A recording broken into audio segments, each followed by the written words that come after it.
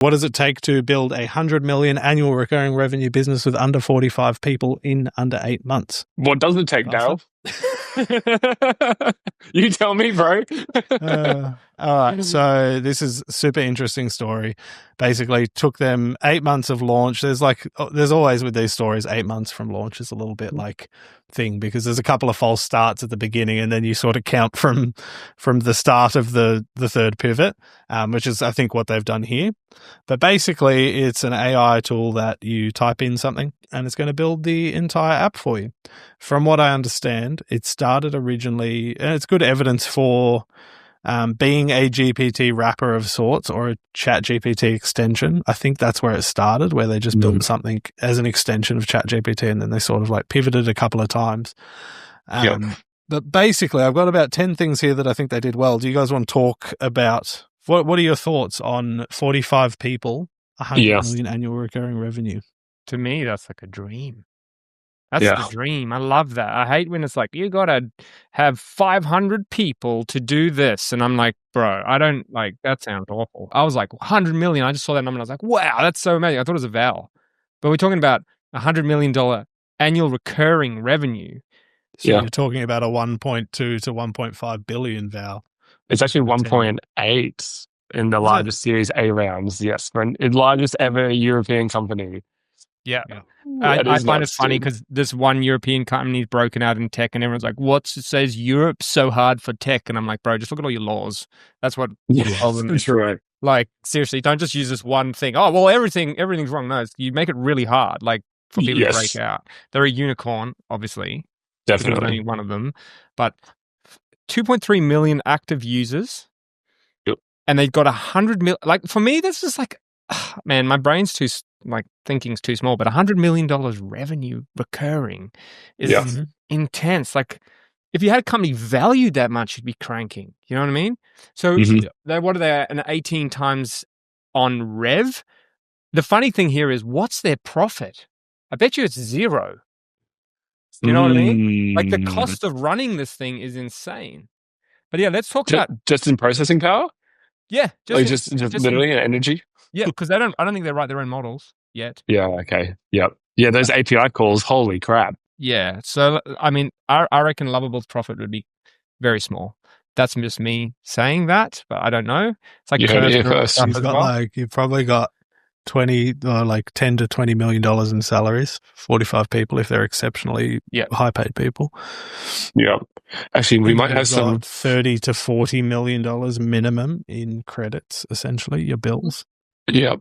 Holy dooly, dude. That is insane. We're guessing. We don't know any of this stuff. But let's actually talk about what they've done right so we can also try and do that and make $100 million in 8 months. I'd like to hear about the false starts. I feel like there's a little bit of GST hidden in that, as they like to say. Yeah. So I've got 10 things here that were all broken down by a different AI model. So those credits crunching. Product market fit. So the third launch pivot is where they really found product market fit. So the first 2 launches failed. The third one, they rebranded the entire company as Loveable, and they got to the pain point of building a full app without coding.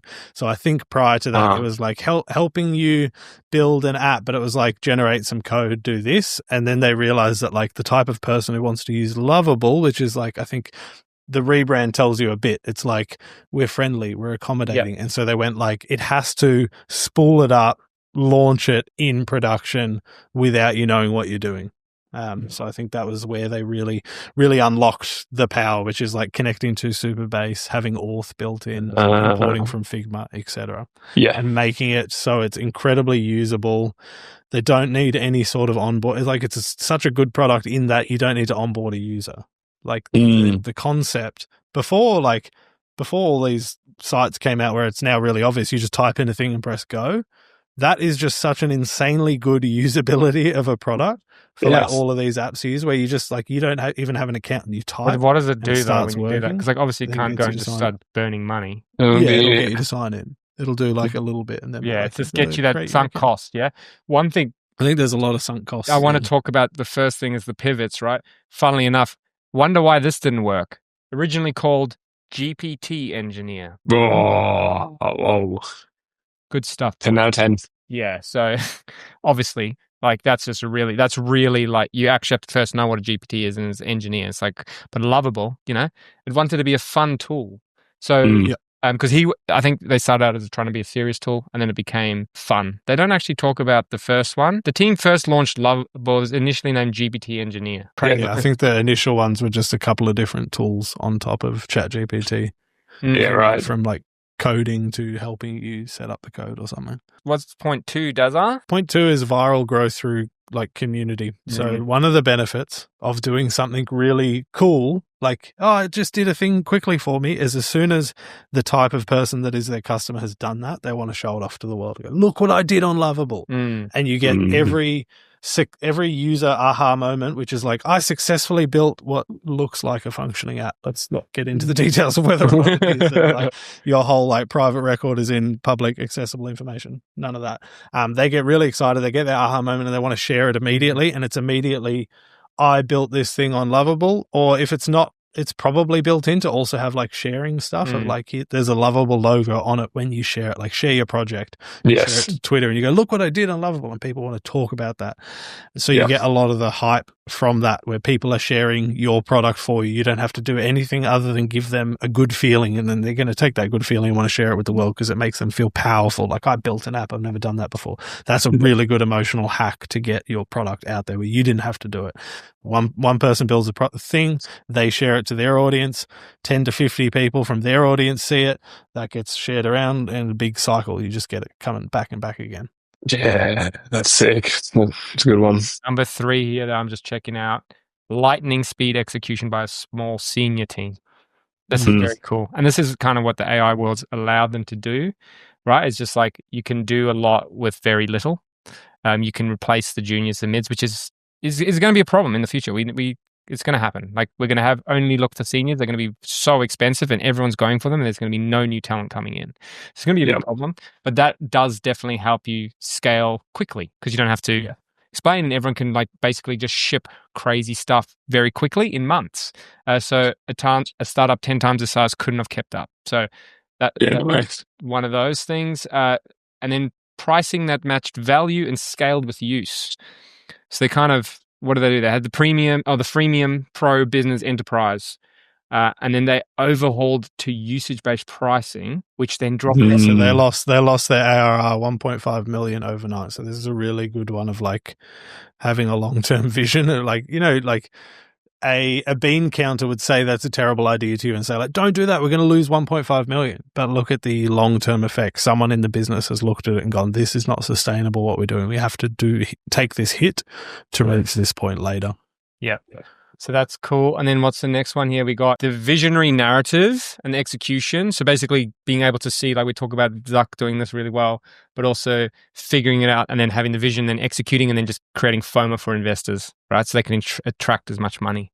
That's just key. And that's being able to say, like, we're going to make everyone in the world capable of building apps. Like, that's what's your addressable market. Everyone in the world. Cool. Yeah. Don't know how investors still fall for that, but that's fine. Yeah, exactly. So that one's very interesting. Then they've got dead simple magical onboarding, which Daryl kind of touched on already. Like, you just start, type in what you want to do and go.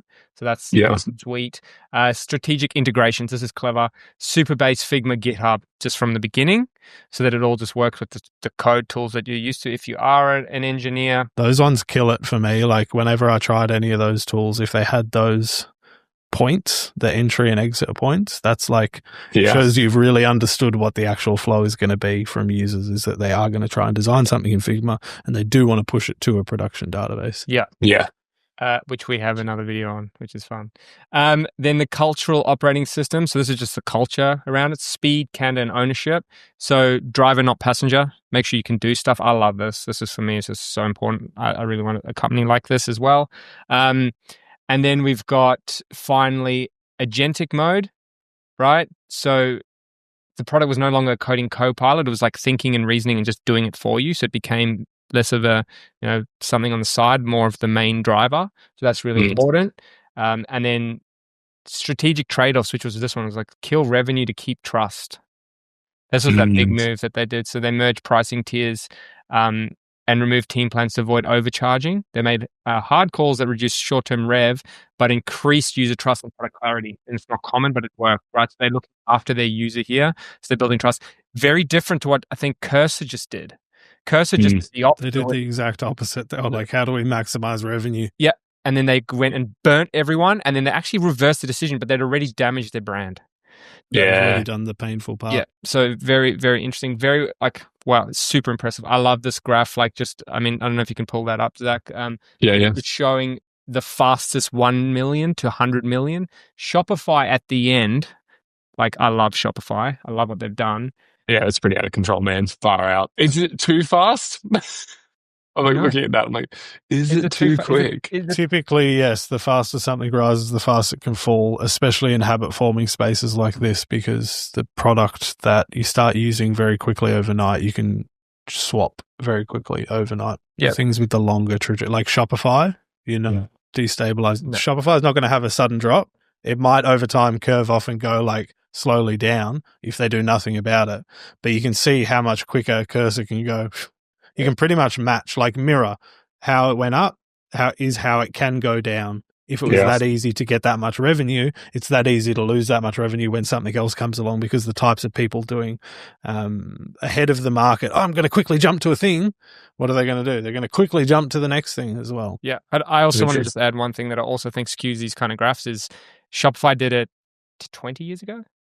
$100 million. When it was almost impossible to do versus now where money's big difference in the value of inflation money. Adjusted. And also just the difficulty of a tech product to get to that back then is just a whole different ballgame. Different game. Unheard of.